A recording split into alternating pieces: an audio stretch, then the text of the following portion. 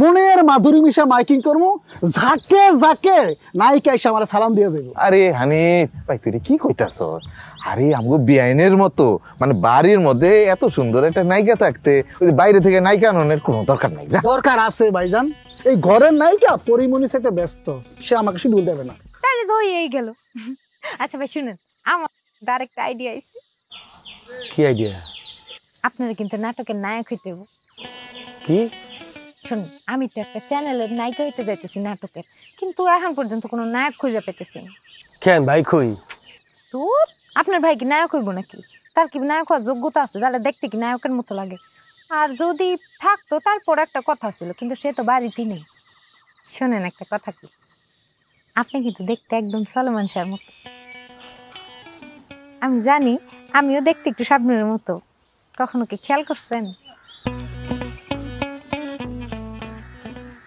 এই তো খেয়াল করলাম, আসলে তো অনেকটা শাবনূরের মতো আপনি। এই জন্যই তো বলছি, আপনি সলমান শাহর মতো আর আমি শাবনূরের মতো। আমরা দুইজন যদি জুটি বেঁধে কাজ করি তাহলে কিন্তু পাঠায় দিব। আচ্ছা ঠিক আছে, বুঝলাম। তা আপনার নায়িকা বানাইতেছে কারা? আরে আমাদের হানিফ আছে না, ওই হানিফের এক বন্ধু আছে, সে তো বিরাট চ্যানেলের মালিক। কি নাম? কি চ্যানেলের? এনটিভি? দূর ভাই, কি যে কন্যা এনটিভিতে যাবো কেন, কত বড় চ্যানেল। সে হয়েছে ইউটিউবের একটা চ্যানেলের মালিক, নাম হয়েছে বিষ্টু টিভি। ওয়ালটন ফ্রিজ কিনে অনেকের মতো আপনিও হয়ে যেতে পারেন মিলেনিয়াল। সেরা পণ্যের সেরা অফার। নাম শুনতে খারাপ লাগতেছে। নাম শুনে খারাপ লাগছে? শোনেন, নামটা যেমনই হোক কামটা কিন্তু হেভি। এই চ্যানেলে একটা হিস্টোরি আছে। এই হিস্ট্রি পারলে আপনি বলেন বাটপার। হানিফ হলে সবচেয়ে বড় বাটপার। আপনার কাছে সাবধান থাকেন, বুঝছেন? এই চিন্তাই করেন না। বাটপারের জায়গা বানা বিষ্টু টিভি, নামটাই কেমন। কিন্তু আমার যে হলো 2 মিলিয়ন সাবস্ক্রাইবার। 2 মিলিয়ন ভিডিও দেখেন, কি সব ভিডিও দিয়ে রাখছে। এইসব ভিডিও দিলে 500 মিলিয়ন হয়। এটি করবেন আপনি? নারে নারে নারে নারে নারে নারে নারে আছে নাকি আইতাছে? এই তো খাড়ায় রইছে রে, খাড়ায় রইছে নারে নারে আইতে তার ওই কাজকি নারে নারে তো মনে হয় আইতাছে রে, মনে হয় আইতাছে। ভাই তুই কি আকাম করছিস রে ভাই? জাদু করছি। কি যে কেমনে জাদু করলি তুই? তাইয়া পড়ছে মনে সাহেব মারতে আইছেন নাকি? সত্যি করে কইতে হইব কিন্তু। পারুম না, আমি তো আমার মিশা কথা স্যার একদম কইতে পারি না। না, এটা আপনার সত্যি করে কইতেই হইব।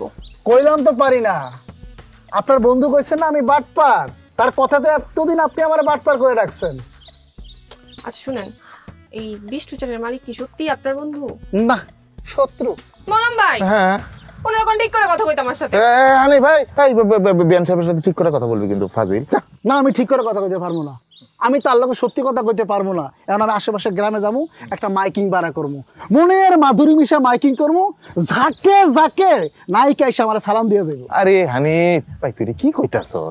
আরে আমগো বিআইনের মতো মানে বাড়ির মধ্যে এত সুন্দর একটা নায়িকা থাকতে ওই যে বাইরে থেকে নায়িকা আনানোর কোনো দরকার নাই। দরকার আছে ভাইজান, এই ঘরের নায়িকা পরিমণি সাথে ব্যস্ত, সে আমাকে শিডিউল দেবে না। শিডিউল দিব, সব দিব, কিন্তু আমার একটা শর্ত আছে। একটা মাত্র সত্য? সমস্যা কি আছে? আছে আছে একটা সত্য। আমার অর্ধেক শর্তের দরকার নাই, আমার নায়িকার অভাব নাই। শুনেন, আপনার চ্যানেলের মালিক বন্ধুরে এখানে আনতে হইব। কি কি কইলেন? তারে এখানে আনতে হইব, তাইলে আমি তার নায়িকা হমু। দরকার নাই তো আপনার নায়িকা হইতে হইব না। তারা যদি না নেন তাহলে আমি ধইরাই নিব আপনি একটা চাপাবাজ, আপনি একটা বাটপার, আপনি বাটপারি করতেছেন। কইতেছেন চাপা মারছি বাটপারি করছি, হইছে?